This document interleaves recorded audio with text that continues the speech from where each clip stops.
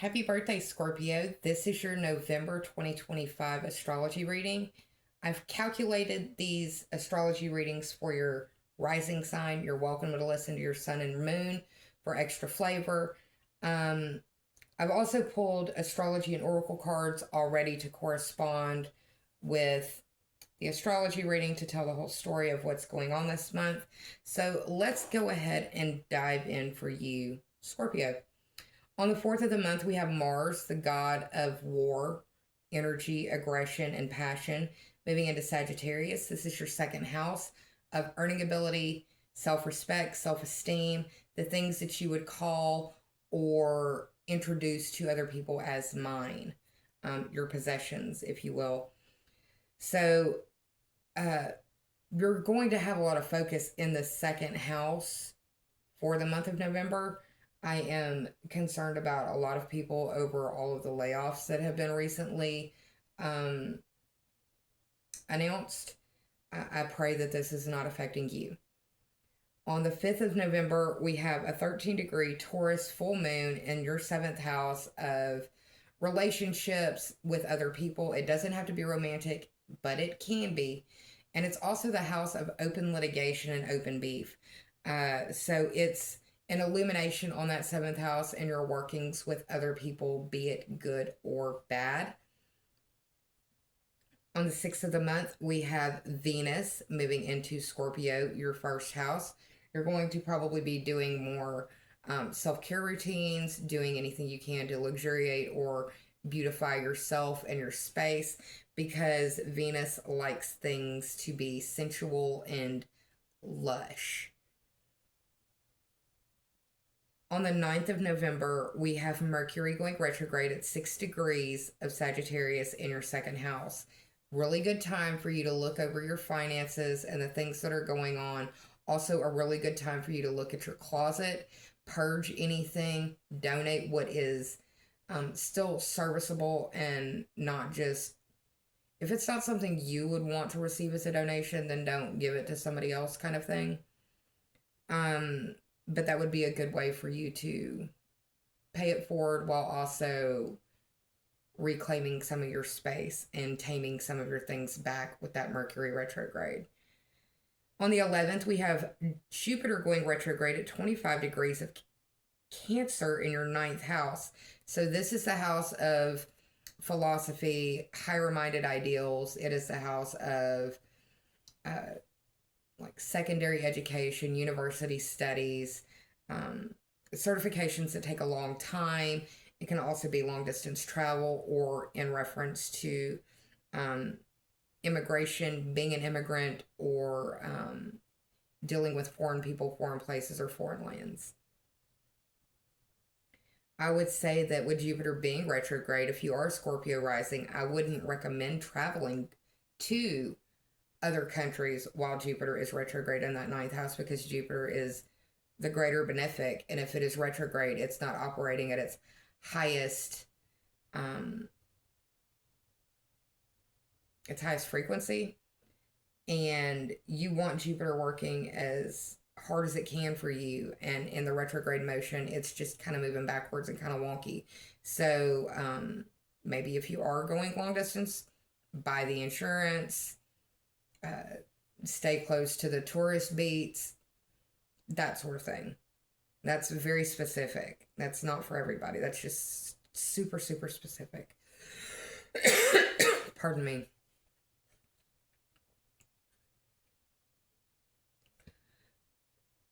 On the 12th of the month, we have Mercury retrograde conjunct Mars at 6 degrees of Sagittarius. So Mars is going to be where Mercury is retrograde in the sky. They will be kissing each other, basically.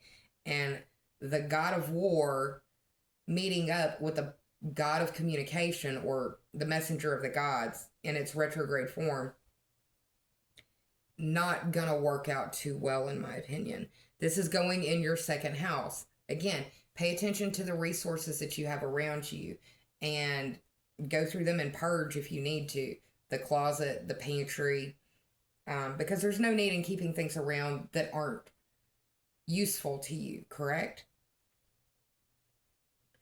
I also think that there might be like a huge internet outage around the 12th. So maybe have some cash on you.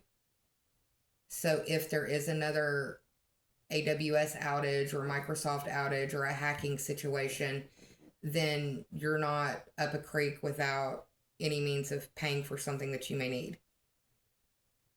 On the 20th, we have a 28-degree new moon in Scorpio. This is your first house and a great time for you to plant the seeds that you want to see come to fruition in Taurus season. We're going to be looking at, on the 21st, Mercury retrograde will be conjunct Lilith at 26 degrees Scorpio in your first house again. It could be that you're getting some like really serious tea, or you could be finding out about things that have happened already, but you're hearing in the after effect, the news or the ripples of the news, if you will, playing out. It could be like a social media type thing. I feel like the Epstein files are going to be back in the news in one way or another. On the 22nd, we've got the sun going into Sagittarius, your second house. Again, that focus on the resources that you have and your self-esteem and your self-worth and how you operate in those avenues of life. The focus is on that second house, like I said at the top of the video, and it's important for us to pay attention to wherever the sun goes because it is literally shining a spotlight on that area of life that it wants us to focus on. On the 25th, we have Mercury retrograde conjoined Venus at 22 degrees of Scorpio. And in my notes, I'm asking who died because 22 degrees is in degree theory associated with death. It's a kill or be killed degree. So I'm interested as to what's going on around then. You can hop in the comments below and let me know. Tell me from the future what is happening. On the 29th, Mercury finally goes direct at 20 degrees of Scorpio in your first house. Mercury is direct but will not have cleared its shadow until mid-December, like the 17th. So if you have to do any purchasing right now, get the warranty, save the receipt, understand what the return policy is, those type things, especially if it's a big ticket item, because Mercury being retrograde during the shopping season for Christmas, if that's what you're doing this year, understand that there might be some hiccups when it comes to Christmas Day and people go to opening those things. So know what you're getting into. And on the 30th, we have Venus going into Sagittarius, a focus on your second house. I could see a lot of people wanting to start possibly exercising to combat any of the overeating that we may do around Thanksgiving, if that is a celebration that you participate in this year. So moving on to the tarot cards. The first card that you got is the Nine of Cups. This is the collector's card, in my opinion. It's the guy who has almost the full set of 10 cups. Not quite there yet, but sitting pretty good. People look at this as like it's a wish fulfillment card. With it being the 9, there is a 9 numerology synchronicity in your astrology reading, with Jupiter going retrograde at 25 degrees of Cancer.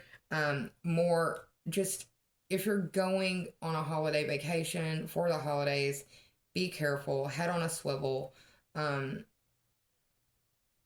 There are a lot of desperate people, and we are in desperate times. The second card that we got is the Four of Swords. There is no astrological correspondence, but it doesn't mean that you aren't going to feel it. This is a card of rest and recuperation. It could also be someone being sick or an illness that needs to be possibly gotten over. It could also be like maybe a streak of the sads. It could be like the seasonal affective disorder, where with the lessening of the light, people's moods change. So be aware If that's you, take care of yourself and do what you need to do. Make a plan now while we still have the most sunlight we're going to have until it comes back to spring. Develop a plan now on how you can cope through the winter months and when it feels dark. But Scorpio, we're not afraid of the dark, right? Don't be afraid of the dark. Third card is the Eight of Swords, and this is a prison of the mind. It is someone who is very much believing that they are trapped in the situation and circumstance that they're in, but the gauze that they are wrapped in is loosely wrapped and they're not bound tightly. She can shake that off. They can shake that off. And the swords that are around them has a pathway out if they just open their eyes. And finally, at the bottom of the deck, we had our card, Scorpio, don't freak out. It's the Death card. This is about transformation. This is the season of transformation. And you can acknowledge that you are not the person that you were 6 months ago, 12 months ago, 24 months ago. I definitely am not. Growth is the name of the game, and we have to continue dying to our old self so that the new self can be born or reborn. So, with the focus on the second and first house, it really does feel like there is something going on in the financial sector of your world. I pray that that's not the case. If it is, I pray that it eases and ends soon for you. The oracle cards are leaning towards the fact that we are moving into a darker period, but on the other side of that darker period is light. So this is the first card from the Animal Apothecary from Cara Elizabeth. This is Unknown Gift, number 41. And because it's a nightingale singing, there's a little bird chirping outside too. You hear that? I hope you can hear that. Anyways, Unknown Gift. Because this little nightingale is singing with its throat, mouth full open, hey world, I'm here kind of style. To me, it indicates that, like, around the full moon in Taurus, ruled by the throat, ruled by the neck, in your 7th house, you're going to be learning about, probably from people that are around you, about a profound gift that you may not even be aware that you have. And it feels like the awareness of this gift coming up or being brought to your attention is going to require that you sit very still, almost like a seed, and allow yourself to be enveloped in a little bit of darkness so that you can bloom in the next season. Does that make sense? And speaking of seeds, this is from the Sacred Rebels Oracle deck from Elena Fairchild. This is Focus on the Light, number 37. Do you see how she is holding on to a spark or a glimmer right in front of her? Nothing else is distracting the focus of this individual. You have to keep focused. Don't let your eyes wander to someone else's page or their blessings. Now is not a time of comparison. Comparison is the thief of joy. Because you are manifesting your perfect reality, whatever that is. You are working towards making the little slice of heaven in your head become a reality in this world. Success of the highest order is your ultimate goal. And with the sunflower in the background, I want to emphasize the month of July for some of y'all. Check back with me and tell me what's going on.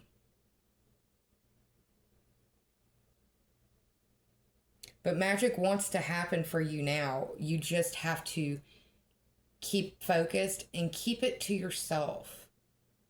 Because telling people about what you're going to do removes the energy. It's poking holes in the little bag of energy that you're trying to focus so intently on to make this magic happen, to make this thing happen, to make it go, to make it work. And then we have from the Psychic Tarot Oracle deck from John Holland, the Sacrifice card. Whenever there's a rainbow, there's been a storm. Storms can be scary.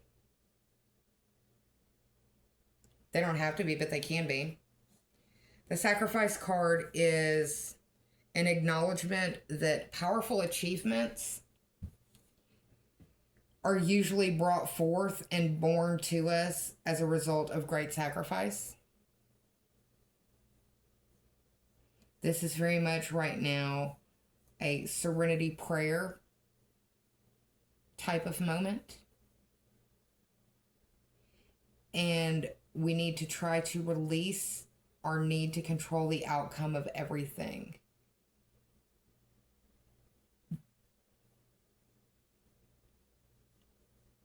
Being focused on the control of the outcome, again, removes your focus from what you're trying to do. It's one step at a time. That's how you eat an elephant. I want to also pull for you. I have several little fortunes from fortune cookies that I've saved over the years. I want to pull a fortune for you and read it. And I'll tell you the lucky numbers on the back. How about that?